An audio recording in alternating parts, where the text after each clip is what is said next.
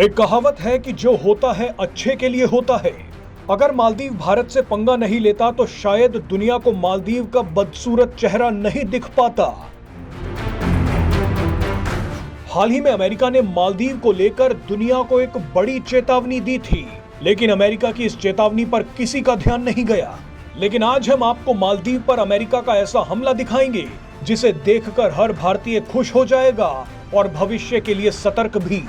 आप मालदीव को टूरिज्म की जन्नत मानते हैं, लेकिन सच तो यह है कि मालदीव टूरिज्म नहीं बल्कि टेररिज्म की जन्नत है।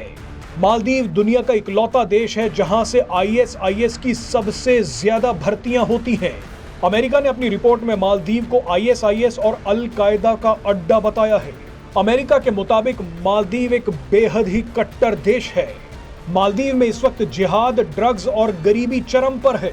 यूएस डिपार्टमेंट ऑफ ट्रेजरी ने अपनी रिपोर्ट में कहा है कि साल 2014 से लेकर 2018 की शुरुआत तक मालदीव के 250 से ज्यादा लोग आईएसआईएस में भर्ती होने के लिए सीरिया चले गए।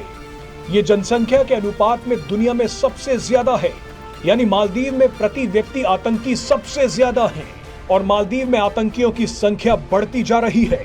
मालदीव में किसी न किसी का रिश्तेदार सीरिया में आईएसआईएस के लिए लड़ रहा है। बहरहाल भारत और मालदीव विवाद में अमेरिका, रूस और इजराइल भारत के साथ खड़े हैं। अब हम आपको मालदीव के बारे में एक ऐसी जानकारी देते हैं जिसके बारे में अभी तक किसी ने नहीं बताया। दरअसल अमेरिका के मुताबिक साल 2013 से मालदीव में कट्टरता और भारत से नफरत शुरू हो गई थी।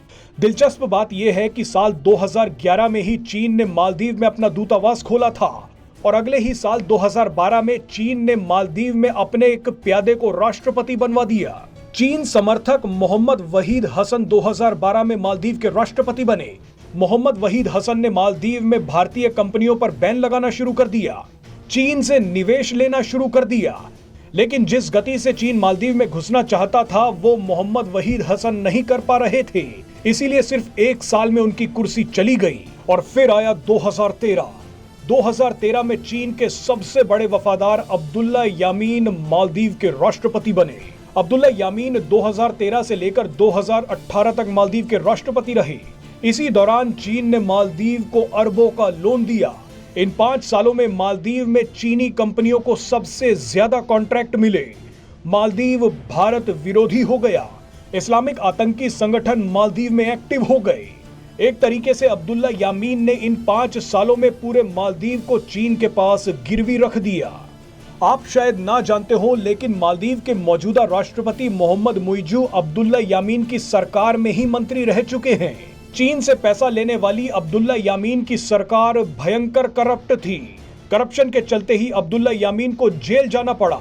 और फिर 2018 से लेकर 2023 तक मालदीव में इब्राहिम मोहम्मद सोलेह की सरकार आई। ये सरकार भारत समर्थक थी, लेकिन चीन ने मालदीव में अपनी गंदगी बंद नहीं की। मालदीव से इब्राहिम मोहम्मद सोलेह को हटाने के लिए चीन ने इंडिया आउट कैंपेन चलवाया। 2018 से 2023 के बीच भारतीय सैनिकों के खिलाफ दुष्प्रचार किया गया। भारतीय पर्यटकों के खिलाफ नफरत फैलाई गई। इब्राहिम मोहम्मद सोलेह ने चीन के इस विरोधी एजेंडे को कुचलने की खूब कोशिश की, लेकिन अब्दुल्ला यामीन मालदीव में कट्टरता की ऐसी जड़ें जमा गए थे कि 2023 में इब्राहिम मोहम्मद सोलेह चुनाव हार गए। नतीजा ये हुआ कि 2023 में मोहम्मद मुइजू सरकार में आ गए। वही मोहम्मद मुइजू जो अब्दुल्ला यामीन की सरकार में रहते हुए चीन के टुकड़ों पर पल रहे थे।